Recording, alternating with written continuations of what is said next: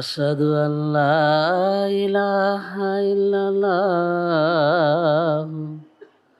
ওয়াহদাহু লা শারীকা লাহু ওয়া আশহাদু আন্না মুহাম্মাদান আবদুহু ওয়া রাসূলুহু আম্মা বা'দু ফাউযু বিল্লাহি মিনাশ শাইতানির রাজীম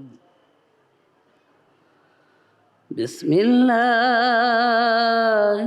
রহমানির রহিম। আহমদিয়া মুসলিম জামাত বাংলাদেশের 101তম কেন্দ্রীয় সালানা জলসার মঞ্চে উপবিষ্ট মোহতরম সভাপতি সাহেব, মঞ্চে এবং আমার সামনে উপস্থিত বুজুর্গানে কেরাম, পর্দার আড়ালের মা বোনেরা, এছাড়াও দেশের বিভিন্ন জায়গায় যারা আমাদের সাথে ভার্চুয়ালি সংযুক্ত হয়েছেন, তাদের সবাইকে আসসালামু আলাইকুম ওরহমতুল্লাহি ওয়া বারাকাতুহু। আপনারা শুনেছেন আমার বক্তব্যের বিষয় বিভিন্ন ধর্মের আলোকে শেষ যুগের মহাপুরুষ। এটি এমন একটি বিষয় যে বিষয়টি সব ধর্মেই স্বীকৃত।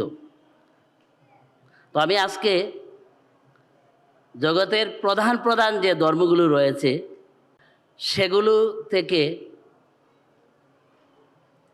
দলিল উপস্থাপন করে বিষয়টি তুলে ধরার চেষ্টা করব।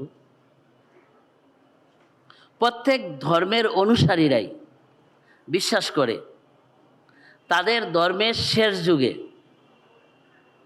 এই পৃথিবীতে একজন মহাপুরুষ আগমনের ভবিষ্যৎবাণী করে রাখা হয়েছে। ইহুদিরা বলে শেষ যুগে এই মহাপুরুষ হিসাবে মসিহ আসবেন। খ্রিস্টানরা বলে না, মসিহ আসবেন না, তিনি একবার এসে গেছেন পৃথিবীতে। হ্যাঁ, মসিহর দ্বিতীয় আগমন হবে শেষ যুগে, তিনি দ্বিতীয়বার আসবেন।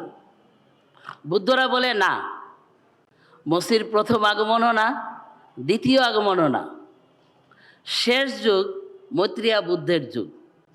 শেষ যুগের সমস্ত জগৎবাসীকে পরিত্রাণের জন্য, তাদেরকে উদ্ধারের জন্য মৈত্রেয় বুদ্ধ আসবেন। হিন্দুরা বলে না, শেষ যুগ মসিহরও না, মৈত্রেয়ারও না, শেষ যুগ হচ্ছে কলির কাল। তাই সেই যুগে কলকি অবতার আসবেন সবাইকে উদ্ধারের জন্য। আর আমরা যারা মুসলমান, আমরা বলি না, শেষ যুগে প্রতিশ্রুত মসিহ এবং মাহদী আসবেন সমস্ত মানুষকে এক ধর্মের পতাকা তলে সমবেত করার জন্য। তাহলে সবগুলো বক্তব্য যদি একসাথে আমরা যুক্ত করি, একসাথে মিলিয়ে বলার চেষ্টা করি, তাহলে সারসংক্ষেপ কি দাঁড়ালো? এটাই যে প্রত্যেক ধর্মের অনুসারী এটা বিশ্বাস করে, তার নাম যাই হোক, তাকে তারা যে নামেই অভিহিত করে থাকুক, একজন মহাপুরুষ শেষ যুগে অবশ্যই আসবেন। আর এই বিষয়টি স্বয়ং আল্লাহ রাব্বুল আলামিন পবিত্র কোরআনে আজ থেকে 1400 বছর আগে দ্ব্যর্থহীন ভাষায় ঘোষণা দিয়ে রেখেছেন। আর বলেছেন এটা এমন একটা বিষয়, এই মহাপুরুষ আসবেন, তার বিষয়ে নবীদের সর্দার খাতামান নবীন হযরত মুহাম্মদ মুস্তাফা সাল্লাল্লাহু আলাইহি ওয়াসাল্লামের কাছ থেকে অঙ্গীকার নিয়ে রেখেছেন যে এই মহাপুরুষ যখন আসবে তোমার অনুসারীরা যেন তাকে মান্য করে। আর বলছেন শুধু মুহাম্মদ সাল্লাল্লাহু আলাইহি ওয়াসাল্লামের কাছ থেকে নয়, সব নবীদের কাছ থেকেও ওই মহাপুরুষ আগমন করলে তাকে যেন তার অনুসারীরা মান্য করে, এই অঙ্গীকার নিয়ে রেখেছি। শুরুতেই আমি আপনাদের সামনে সূরা আহজাবের 8 নম্বর আয়াত তেলাওয়াত করেছি। সেখানে আল্লাহ তাআলা বলছেন, ওয়াইজ আখাযনা মিনান নাবিয়িনা মিসাকাহুম ওয়া মিনকা ওয়া মিন নূহিন ওয়া ইব্রাহিমা ওয়া মূসা ওয়া ঈসা ইবনে মারইয়াম ওয়া আখাযনা মিনহুম মিসাকান গালিযা। আর স্মরণ করো যখন আমরা নবীদের কাছ থেকে তাদের অঙ্গীকার নিয়েছিলাম এবং তোমার কাছ থেকেও হে মুহাম্মদ সাল্লাল্লাহু আলাইহি সাল্লাম এই অঙ্গীকার নিয়েছিলাম, এবং নূহ, ইব্রাহিম, মুসা ও মরিয়ম পুত্র ঈসার কাছ থেকেও অঙ্গীকার নিয়েছিলাম, আর আমরা এদের সবার কাছ থেকে এক দৃঢ় অঙ্গীকার নিয়েছিলাম। তবে আল্লাহ তাআলা বলছেন সব নবীদের কাছ থেকে মহানবী হজরত মুহাম্মদ মুস্তাফা সাল্লাল্লাহু আলাইহি সাল্লামের পরে আল্লাহ তাআলার পক্ষ থেকে শেষ যুগে একজন মহাপুরুষ আসবেন, আসলে তাকে মানতে হবে। এই অঙ্গীকার মুহাম্মদ সাল্লাল্লাহু আলাইহি সাল্লামের পাশাপাশি সব নবীদের কাছ থেকে নিয়ে রাখা হয়েছে। আর এই মহাপুরুষ হওয়ার ঘোষণা এই যুগে আমাদের জামাতের পবিত্র প্রতিষ্ঠাতা হজরত মির্জা গোলাম আহমদ কাদিয়ানী আলাইহিস সালাতু ওয়াস সালাম জগতে এসে প্রদান করেছেন যে আমি সেই মহাপুরুষ, এবং তিনি বলছেন শেষে এটাও স্পষ্ট করা আবশ্যক, এ যুগে আমি কেবল মুসলমানদের সংশোধনের জন্য আসিনি, আমি মুসলমান, হিন্দু ও খ্রিস্টান এই তিন জাতির সংশোধনের জন্যই আগমন করেছি। যেভাবে খোদা তাআলা আমাকে মুসলমান ও খ্রিস্টানদের জন্য প্রতিশ্রুত মসিহ ও মাহদী হিসাবে প্রেরণ করেছেন, ঠিক সেভাবে হিন্দুদের জন্য আমি অবতার হিসাবেও আগমন করেছি। লেকচার সিয়ালকোট হজরত মসিহে মাউদ আলাইহিস সালাতু ওয়াস সালামের মান্যকারী হিসাবে, আহমদিয়া জামাতের একজন নগণ্য খাদেম হিসাবে আজকে এটা আমাদের দায়িত্ব বর্তায়।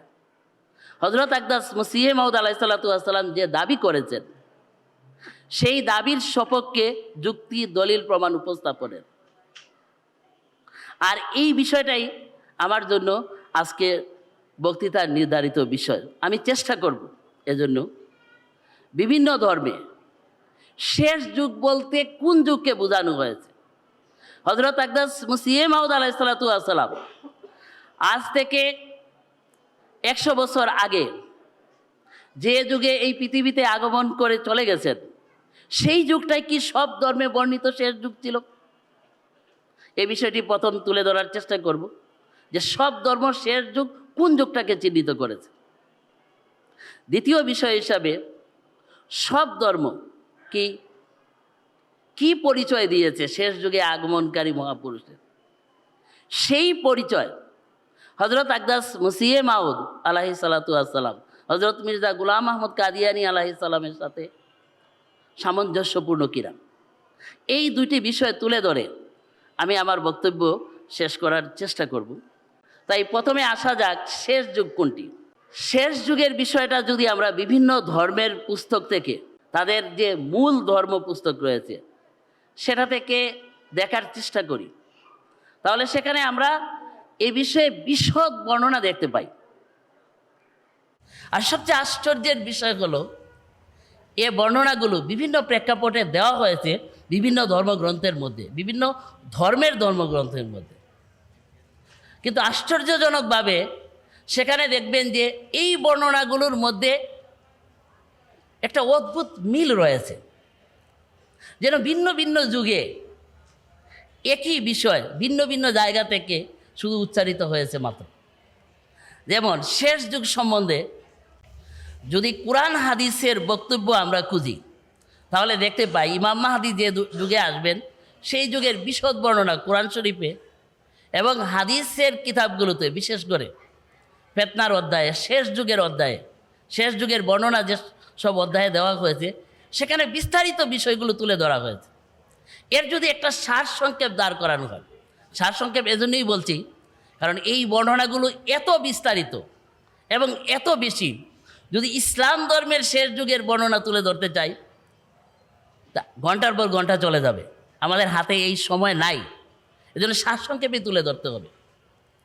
বুখারী মুসলিম শরীফে যেসব হাদিস বর্ণিত হয়েছে ইমাম মাহদীর আগমনের যুগ বর্ণনা করে, সেই হাদিসগুলো দেখলে আমরা দেখতে পাই সেখানে বলা হয়েছে ইমাম মাহদীর যুগে ধর্মীয় জ্ঞান উঠে যাবে, অজ্ঞতা বেড়ে যাবে, ঝগড়া ফাসাদ বৃদ্ধি পাবে, ব্যবসায়ীদের মধ্যে বিশ্বস্ততা থাকবে না, আমানতদারি থাকবে না, লোকেরা মিথ্যা সাক্ষী দেবে, মিথ্যার চড়াচড়ি হবে, ভূমিকম্প বেড়ে যাবে, মুসলমানদের মধ্যে অনক্ষ দলাদলি দেখা দিবে, মিথ্যা এবং দুর্নীতির সর্বগ্রাসী প্রাদুর্ভাব হবে, মদ জুয়া বেবিচারের ছড়াছড়ি হবে, নর্তকী গায়িকাদের প্রাধান্য হবে। বুখারী এবং মুসলিম শরীফে এই বিষয়গুলো বর্ণনা করা হয়েছে। এগুলো একটা সাধারণ বর্ণনা শেষ যুগের। এখন কলির কাল, যে যুগে কল্কি অবতার আসবেন হিন্দুরা বলে, সেটা যদি আমরা খুঁজতে যাই আর কল্কি পুরাণে যদি দেখি, তাহলে সেখানে আমরা প্রথমেই দেখতে পাই কল্কি পুরাণের সূচনাতে এটা বলা হয়েছে, সটতা নামেতে এক কন্যা জন্ম লয়। অর্থাৎ হাদিস শরীফে যে বিষয়টা একটু আগে আপনাদের সামনে উপস্থাপন করলাম, এটাকে একটা পংক্তির আকারে, কবিতার আকারে তারা খুব সংক্ষেপে এখানে তুলে ধরেছে। একটু লক্ষ্য করলেই আপনারা সেটা দেখতে পাবেন। সেখানে বলা হয়েছে, সটতা নামেতে এক কন্যা জন্ম লয়, লোভের সহিত তার হল পরিণয়, তাদের পুত্র রূপে ক্রুদের জনম, তার কন্যা রূপ হিংসা শুনো সর্বজন, ক্রোধ হিংসা সহযোগে জন্মিল কুমার, কলি তাহার নাম জগতে প্রচার। লোভ হিংসা বিদ্বেষ এগুলোর সহযোগে যে যুগে এগুলোর ছড়াছড়ি, সেটা হচ্ছে কলির কাল, কলির যুগ। মহাভারতে এই কলির যুগের যেসব বর্ণনা দেওয়া হয়েছে, একটু আগে হাদিসের যে বর্ণনাগুলো আপনাদের সামনে তুলে ধরেছি, সেগুলোরই যেন পুনরাবৃত্তি করা হয়েছে। মহাভারতের বন পর্বের 187 থেকে 191 অধ্যায় পর্যন্ত বিস্তারিত এই বর্ণনাগুলো দেওয়া হয়েছে। সেখানে বলা হয়েছে, তখন মানুষগণ কলির যুগে মিথ্যাবাদী হইবে, মনুষ্যগণ কপট হবে, জনপদ সমূহ লম্পট ও বেশ্যাগণে পরিপূর্ণ হবে, মানবগণ কূট পরিমাণে দ্রব্য বিক্রয় করিবে, বণিকগণ বহুবিধ কপট ব্যবহার করিবে, ধর্মের বলহানি হবে, ধর্ম আকাশে উঠিয়া যাবে। একই বর্ণনা। এখন যদি আমরা খ্রিস্টান ধর্মে দেখি, বাইবেলেও দেখবেন সেখানে একই কথা বলা হয়েছে, তখন মানুষ নিষ্ঠুর হয়ে যাবে, অকৃতজ্ঞ হবে, ভক্তিহীন হবে, একে অপরের নিন্দা করবে, অহংকারে তারা পূর্ণ হবে, তারা ঈশ্বরকে ভালো না বেসে দুনিয়াকে ভালোবাসবে, এক জাতি আরেক জাতির বিরুদ্ধে, এক রাজ্য আরেক রাজ্যের বিরুদ্ধে যুদ্ধ করবে, অনেক জায়গায় দুর্ভিক্ষ ভূমিকম্প হবে। আরেকটা বড় ধর্ম বুদ্ধ ধর্ম, সেখানে যদি দেখি তাদের ধর্মগ্রন্থ ত্রিপিটকের সবচেয়ে বিখ্যাত পুস্তকের মধ্যে একটা পুস্তক হলো দীর্ঘ নিকায়। সেই দীর্ঘ নিকায়ের 3য় খণ্ডের চক্রবর্তী সিংহনাথ সূত্রে শেষ যুগের বিস্তারিত বর্ণনা দেওয়া হয়েছে। সব বর্ণনা সমাপ্ত করে তারপর বলা হয়েছে, এই লক্ষণগুলো যে যুগে প্রকাশ পাবে, সেই যুগে মৈত্রেয় বুদ্ধ আসবেন, মৈত্রেয় আসবেন। আর সেখানে বলা হয়েছে, তখন সূর্যের আবির্ভাব হবে, অত্যাচারের প্রাবল্য হবে, চতুর্দিকে প্রাণনাশ ব্যাপ্ত হবে, মিথ্যা বেড়ে যাবে, ভীষণ বাক্য বেড়ে যাবে, বেবিচার বেড়ে যাবে, লোভ বিদ্বেষ বৃদ্ধি পাবে, মাতা পিতার প্রতি ভক্তিহীনতা বেড়ে যাবে, ব্রাহ্মণ শ্রমণ এবং কুল প্রধানদের প্রতি শ্রদ্ধাহীনতা বেড়ে যাবে। একই বর্ণনা, 4টা ধর্মের বর্ণনা আপনাদের সামনে সাধারণ বর্ণনাগুলো তুলে ধরলাম, যেটা শেষ যুগ সম্বন্ধে দেওয়া হয়েছে। বর্ণনাগুলো মোটামুটি এক। আর বলা হয়েছে, এই যুগটা যে যুগে হবে, সেই যুগে একজন মহাপুরুষ আসবেন, তিনি হবেন শেষ যুগ। আবার এই ধর্মগুলো যদি আমরা আরেকটু গভীরভাবে গিয়ে দেখি, তাহলে দেখব ওই শেষ যুগে যে মহাপুরুষ আসবেন, তার কিছু এমন বৈশিষ্ট্য ওই যুগের বর্ণনা করা হয়েছে, যেগুলো শুধুমাত্র আমাদের এই যুগের সাথেই মিলে, অন্য কোনো যুগের সাথে মিলে না।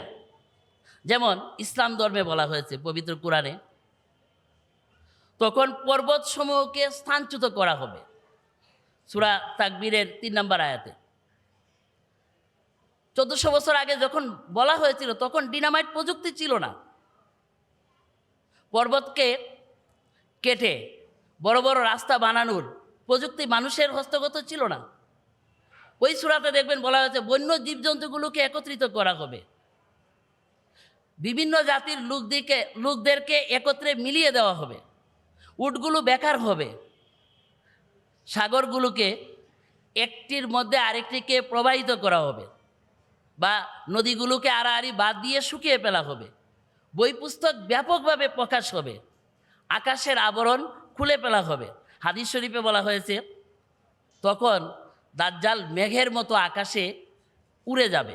অর্থাৎ ওই যুগে আকাশে উড়ার প্রযুক্তি মানুষের হস্তগত হবে। তো এই যে বর্ণনাগুলো কোরআন হাদিসে দেওয়া হয়েছে, এগুলো শুধুমাত্র এই যুগেই মিলে, এই যুগের সাথেই মিলে, যে যুগে হজরত মির্জা গোলাম আহমদ কাদিয়ানী আলাইহিসসালাম প্রতিশ্রুত মসিহ এবং মাহদি হওয়ার দাবি করেছেন, সেই যুগের সাথে মিলে, অন্য কোনো যুগের সাথে মিলে না। আশ্চর্যজনকভাবে দেখবেন যে অন্য ধর্মেও এইরকম কিছু বিশেষ বৈশিষ্ট্য শেষ যুগের বলা হয়েছে, তারা যেটাকে শেষ যুগ হিসাবে চিহ্নিত করেছে। এর মধ্যে বুদ্ধ ধর্মে বলা হয়েছে তখন মানুষের কাছে মানুষকে হত্যা করার জন্য তীক্ষ্ণ তীক্ষ্ণ অস্ত্রের আবির্ভাব হবে। মানুষ খুব সূক্ষ্ম সূক্ষ্ম অস্ত্র তখন তৈরি করবে। আরও বলা হয়েছে জম্মুদ্বীপ সমৃদ্ধ স্ফীত হবে, গ্রাম ও নগর রাজধানীসমূহ গণসন্নিবিষ্ট হবে, একটা আরেকটার মধ্যে প্রবেশ করবে। ত্রিপিটকের বাণীর সূচনা হয় আজ থেকে ২৫০০ বছর আগে। বলা হয়েছে একটা যুগ আসবে যেটা শেষ যুগ হবে, মৈত্রেয় বুদ্ধ যে যুগে আসবেন, শেষ যুগের মহাপুরুষ যে যুগে আসবেন, তখন গ্রাম এবং শহরগুলো একটা আরেকটার মধ্যে প্রবেশ করবে। আজকে এই ঢাকার কথাই চিন্তা করেন না, ঢাকাতে কতগুলো শহর কতগুলো গ্রাম আজকে এসে প্রবেশ করেছে। ঢাকার ব্যাপ্তি এদিকে নারায়ণগঞ্জ, এদিকে সাভার পর্যন্ত ঢাকা চলে গেছে, কত গ্রাম কত বাজার এর মধ্যে ঢুকেছে। এভাবে পৃথিবীর প্রত্যেকটা বড় শহরের একই অবস্থা, শত শত গ্রাম শত শত শহর তার মধ্যে এসে অন্তর্ভুক্ত হয়ে গেছে, মিলে মিশে একাকার হয়ে গেছে। তো বলা হয়েছে এক যুগ এইরকম আসবে। বলা হয়েছে তখন কুক্কুটগণ এক জায়গা থেকে আরেক জায়গাতে উড়ে যাবে। ২৫০০ বছর আগে বলা হয়েছে, এখন উড়া যাচ্ছে না, কিন্তু একটা যুগ আসবে তখন এক জায়গা থেকে মানুষ বা প্রাণীরা এক জায়গা থেকে আরেক জায়গাতে উড়ে যাবে। কোরআন শরীফে বলা হয়েছে আকাশের আবরণ শেষ যুগের একটা লক্ষণ, আকাশের আবরণ তুলে ফেলা হবে। হাদিস শরীফে বলা হয়েছে মেঘের মতো মানুষ আকাশে উড়ে বেড়াবে, বা দাজ্জাল মেঘের মতো এক জায়গা থেকে আরেক জায়গাতে চলে যাবে। উড়োজাহাজ, হেলিকপ্টার, রকেট, এগুলোর দিকে ইশারা যে এই যুগটা শেষ যুগের মহাপুরুষের আগমনের যে যুগটা হবে, সেই যুগে এমন একটা যানবাহন হবে যেটার মাধ্যমে মানুষ আকাশে এক জায়গা থেকে আকাশপথে এক জায়গা থেকে আরেক জায়গাতে উড়ে যাবে। আর এটা এই যুগ ছাড়া মানুষের কাছে এইরকম প্রযুক্তি আর অন্য কোনো যুগে ছিল না। ওই বুদ্ধ ধর্মের দীর্ঘ নিকায়ার মৈত্রেয় বুদ্ধ যে অংশে আসবেন বলা হয়েছে, সেখানে এটাও বলা হয়েছে তখন ঘৃত, নবনীত, তৈল, মধু, ফানিত, লবণ এই সকল খাদ্যদ্রব্যের আসল স্বাদ লুপ্ত হবে। আজকে আমরা সবাই জানি কেমিক্যালের কারণে, হাইব্রিডের কারণে আসল খাবারের স্বাদ লুপ্ত হয়ে গেছে। জুস বানানো হয় কৃত্রিম কেমিক্যাল দিয়ে, গন্ধ সেটার আছে কিন্তু সেই স্বাদ নাই, আসল ফলের স্বাদ না, কৃত্রিম একটা জিনিস দিয়ে বানানো হচ্ছে। এর দিকে ইঙ্গিত ছিল মহাভারতে। ওই কলির কালের সাধারণ লক্ষণগুলোর পাশাপাশি কিছু ব্যতিক্রম লক্ষণও বলা হয়েছে। এর মধ্যে একটা বলা হয়েছে তখন কোনো ব্যক্তি বিবাহ প্রার্থী হইয়া কন্যা প্রার্থনা করিবে না, কেহ কন্যা দানও করিবে না, কন্যারা স্বয়ং গ্রহা হবে। হিন্দু ধর্মের একটা বিশ্বাসের বড় অংশ, বাবাকে বা তার বড় ভাইকে কন্যা দান করতে হয় বিয়ের সময়, স্বামীর হাতে কন্যাকে তুলে দিতে হয়। কিন্তু বলছে কল্কি অবতার যে যুগে আসবেন সেই যুগের একটা বিশেষ বৈশিষ্ট্য বলা হয়েছে, না সেই যুগে কন্যা দান করতে হবে না, কন্যারা স্বয়ং গ্রহা হবে, তারা নিজেরা নিজেদের বর বেছে নিবে। আর আমরা সবাই জানি এই যুগে এই লক্ষণ শতভাগ পূর্ণ হয়েছে। তো এই সব লক্ষণগুলো আজ থেকে 1400 বছর আগে, 2500 বছর আগে, 4000 বছর আগে শেষ যুগের লক্ষণ হিসাবে বিভিন্ন ধর্মের গ্রন্থে তুলে ধরা হয়েছে। আর এইগুলো যখন পূর্ণ হয়েছে, এটাই ছিল শেষ যুগ। আর ঠিক সেই যুগেই হজরত মির্জা গুলাম আহমদ কাদিয়ানী আলাইহিসসালাতু ওয়াসসালাম এসে দাবি করেছেন যে আমি সব ধর্মের ভবিষ্যৎবাণী অনুযায়ী যার শেষ যুগে আসার কথা ছিল, আমি সেই মহাপুরুষ, আমি সব ধর্মের ভবিষ্যৎবাণীর পূর্ণতাকারী হিসাবে আগমন করেছি। বাকি রইল তিনি মসিহ এবং মাহদি হওয়ার দাবি করেছেন। তার নাম হজরত মির্জা গোলাম আহমদ কাদিয়ানী আলাইহিসসালাতু ওয়াসসালাম। যুগ শেষ যুগ সাব্যস্ত হলেও এই বিষয়গুলো সাব্যস্ত হয় কিনা এটাও আমরা একটু দেখতে চাই। প্রথম বিষয় হলো তিনি কোথায় আসবেন, এ বিষয়ে বিভিন্ন ধর্ম কি বলেছে। কুরআন হাদিসে স্পষ্টভাবেই বলে দেওয়া হয়েছে পূর্ব দিকের একটা দেশে তিনি আসবেন এবং সেই দেশটাকেও নির্দিষ্ট করা হয়েছে। মুসলিম শরীফ কিতাবুল ফিতনে মহানবী হজরত মুহাম্মদ সাল্লাল্লাহু আলাইহি ওয়াসাল্লাম বলেছেন, পায়াংজিলো ইন্দাল মানারাতিল বায়জায়ে শারকিয়ে দামেস্ক, দামেস্কের পূর্ব দিকে তিনি আসবেন। অর্থাৎ পৃথিবীর পূর্ব দিকে একটা জায়গাতে তিনি আসবেন। একই কথা বাইবেলেও বলা হয়েছে। মতির 24 অধ্যায়ের 20 নম্বর পদে বলা হয়েছে, বিদ্যুৎ যেমন পূর্ব দিক থেকে নির্গত হয়ে পশ্চিম দিক পর্যন্ত প্রকাশ পায়, তেমনি মনুষ্যপুত্রের আগমন হবে। অর্থাৎ পূর্ব দিক থেকে, পৃথিবীর পূর্ব দিক থেকে মনুষ্যপুত্রের অর্থাৎ মসির দ্বিতীয় আগমন হবে। ঈসার যে দ্বিতীয় আগমন শেষ যুগের মহাপুরুষ হিসাবে হবে, পূর্ব দিকের একটা দেশ থেকে হবে। আর এই পূর্ব দিকের দেশটা কি, এই বিষয়ে মহানবী হজরত মুহাম্মদ মুস্তাফা সাল্লাল্লাহু আলাইহি ওয়াসাল্লামও স্পষ্ট করে বলেছেন। এবং এই বিষয়টি ইমাম বুখারীর বিখ্যাত আরেকটি পুস্তক রয়েছে আত তারিখ। ইমাম বুখারীর একটা কিতাব বা পুস্তক বুখারী শরীফ, কিন্তু তার 10 খণ্ডে আরেকটি পুস্তক রয়েছে আত তারিখ। সেই পুস্তকে তিনি বলছেন, ইসাবাতুন তাকজুল হিন্দা ওয়াহিয়া তাকুনু মাল মাদি ইসমু আহমদ। অর্থাৎ এক জামাত ভারতে জিহাদরত অবস্থায় থাকবে, তারা মাহাদির সাথে থাকবে, আর এই মাহাদির নাম আহমদ হবে। মুসনাদ আহমদ বিন হাম্বল এবং সুনানে নেসাই শরীফেও একই হাদিস বর্ণনা করা হয়েছে। সেখানে শুধু নামটা আহমদ বলা হয় নাই, আর ইমাম মাহাদির পরিবর্তে বলা হয়েছে ভারতে একটা দল জিহাদরত অবস্থায় থাকবে, আর তাদের সাথে মসিহ ইবনে মরিয়ম থাকবে। মসির যে দ্বিতীয় আগমন হবে ভারতে হবে, মাহাদির যে আগমন হবে সেটা ভারতে হবে, আর তার নাম আহমদ হবে। এটা হাদিসে আগে থেকেই বলা হয়েছে।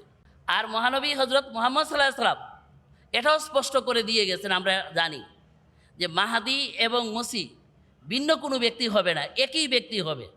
তিনি বলেছেন, লাল মাহদি ইল্লা ঈসা ইবনে মরিয়ম, ঈসা ইবনে মরিয়ম যিনি, তিনিই মাহাদি। এবং আমাদেরকে আশ্বস্ত করে আরও বলেছেন, ইউশিকুমান আশা মিনকুম আইয়ালকা ঈসা ইবনে মারিয়ামা ইমামাম মাহদিয়ান হাকামান আদলান। তোমাদের মধ্যে যারাই জীবিত থাকবে তারাই ঈসা ইবনে মরিয়মকে ইমাম মাহাদি রূপে ন্যায় বিচারক এবং মীমাংসাকারী হিসাবে আসতে দেখবে।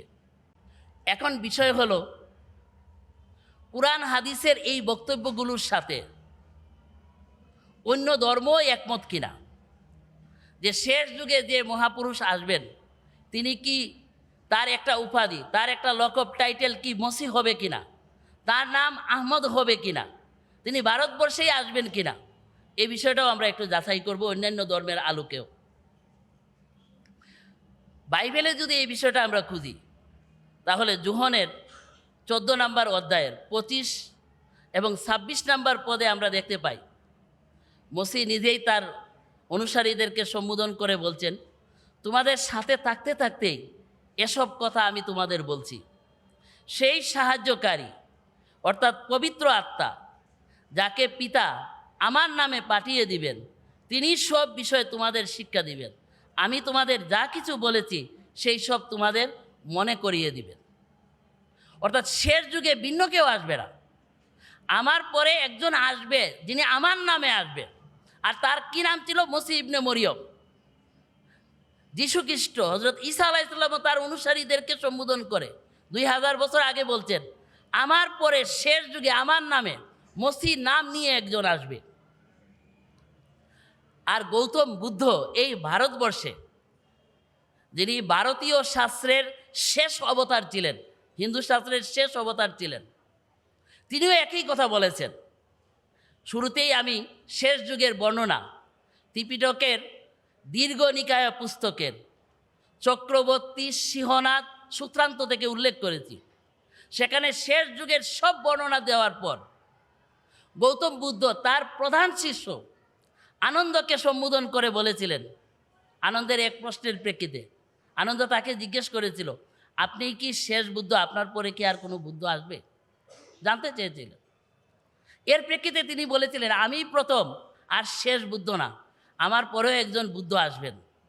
আর আমার পরে এই লক্ষণগুলো জগতে প্রকাশ পাবে এক যুগে। আর সেই যুগে একজন বুদ্ধ আসবেন। শেষ যুগের বর্ণনা বিস্তারিতভাবে তুলে ধরার পর তিনি বলছেন, ওই যুগে যে বুদ্ধ আসবেন তার নাম হবে মৈত্রেয়। তিনি মৈত্রেয় নামে পৃথিবীতে পরিচিত হবেন, অর্থাৎ মসিহা নামে। মৈত্রেয় এবং মসিহা দুইটা সমার্থক শব্দ, কাছাকাছি উচ্চারণের শব্দ, শুধু ভাষার ভিন্নতার জন্য একটু পার্থক্য।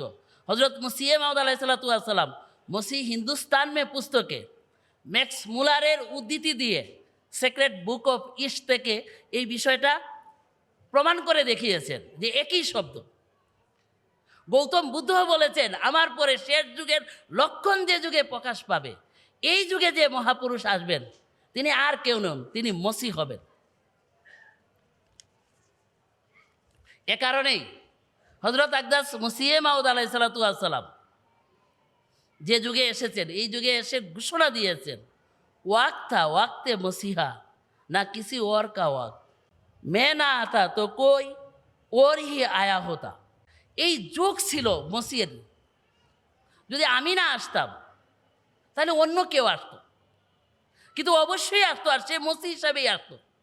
আর হযরত আকদাস মসিহ মাউদ আলাইহিসসালাম এই ঘোষণাই দিয়েছেন, আমি মসিহ হিসাবে আগমন করেছি।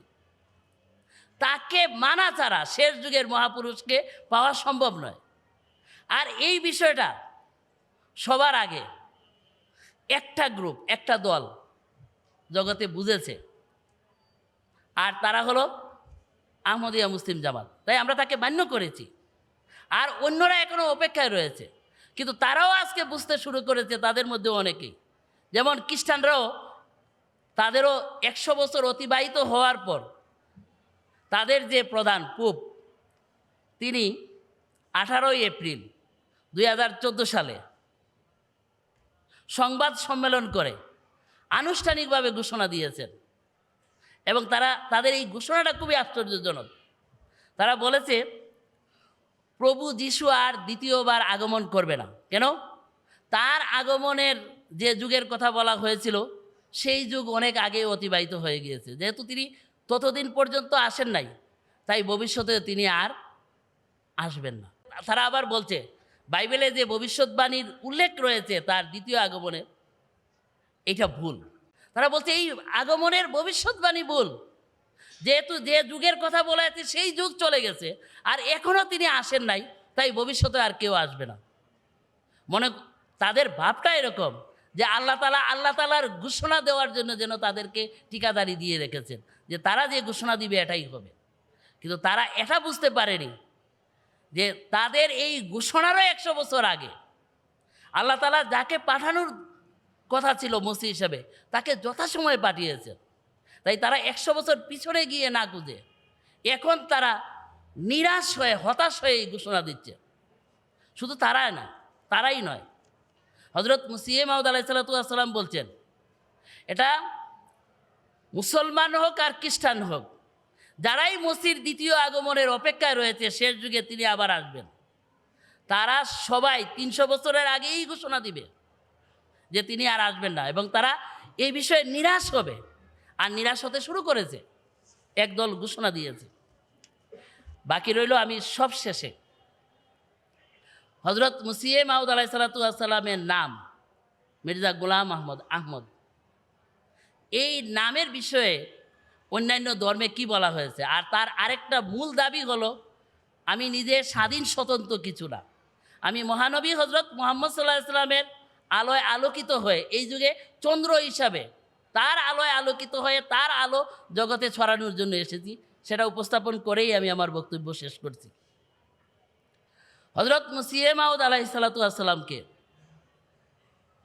আল্লাহ তাআলা সম্বোধন করে বলেছেন, হে কৃষ্ণ রুদ্র গোপাল, তোমার মহিমা, তোমার গুণগান গীতায় লেখা রয়েছে। গীতার অনেকগুলো অর্থ। একটা সাধারণ অর্থ হলো হিন্দুদের একটা ধর্মগ্রন্থ, যেটা মহাভারতের একটা অধ্যায়, সেটার নাম গীতা।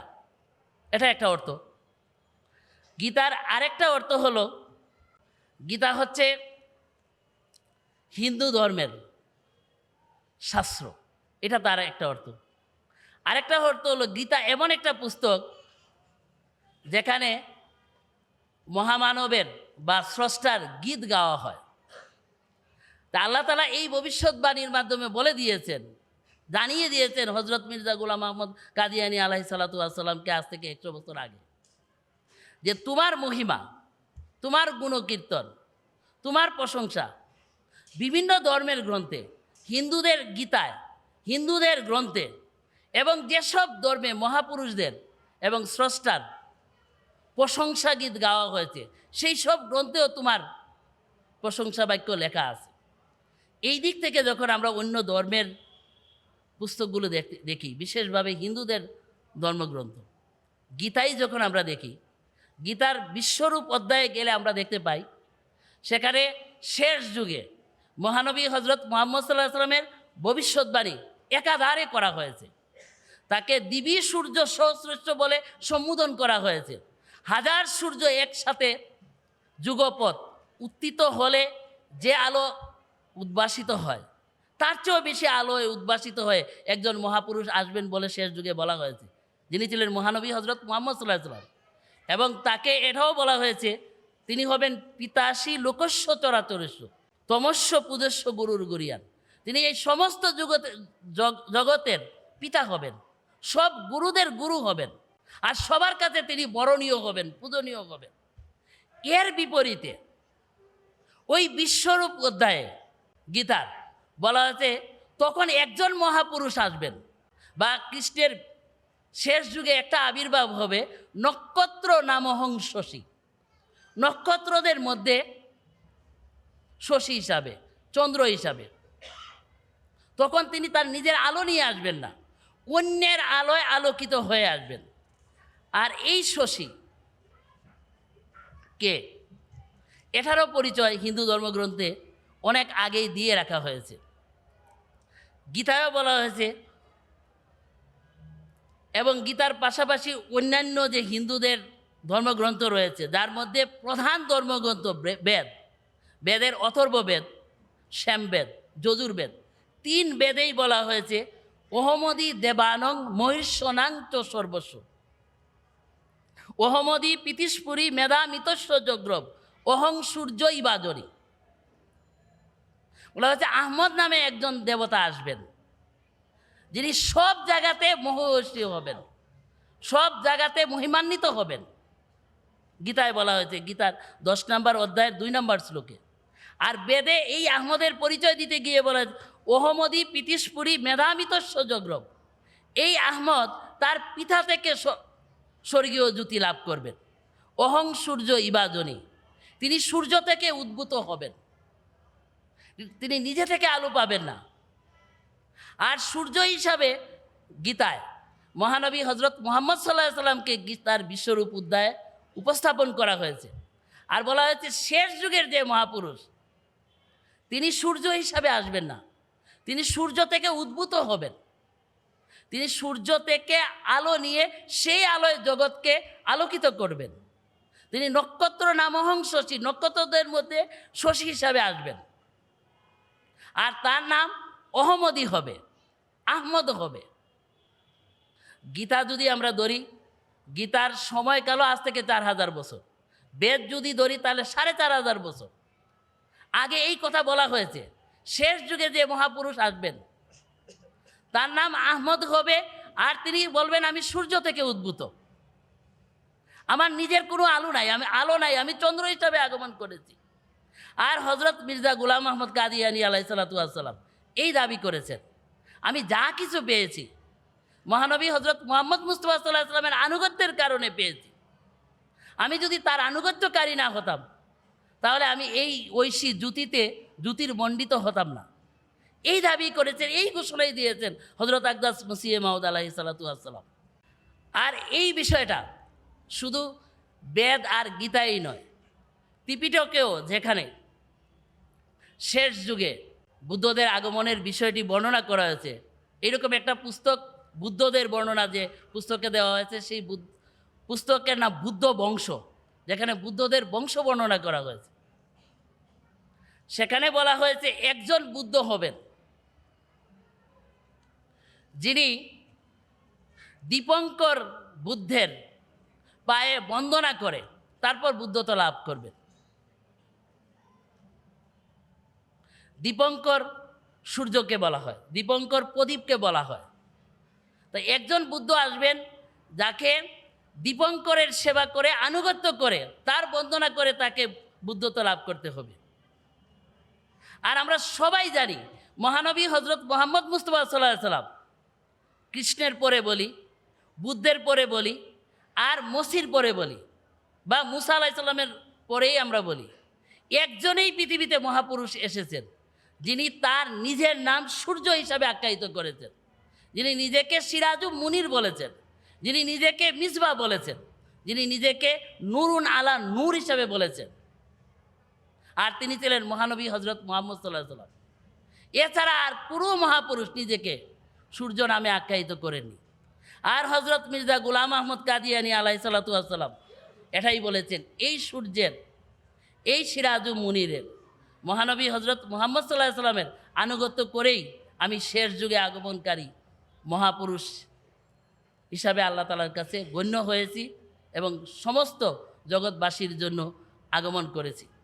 আমি সবশেষে হজরত মসিহে মাউদ আলাইহিসসালাতু ওয়াসসালামের একটা উর্দু পংক্তি পড়েই আমার বক্তব্য শেষ করে দিচ্ছি। मैं वो पानी हूँ कि आया आसमां से वक्त पर, मैं वो हूँ नूर खुदा जिससे हुआ दिन आश्कर। व आखिर दवाना अल्हम्दुलिल्लाह।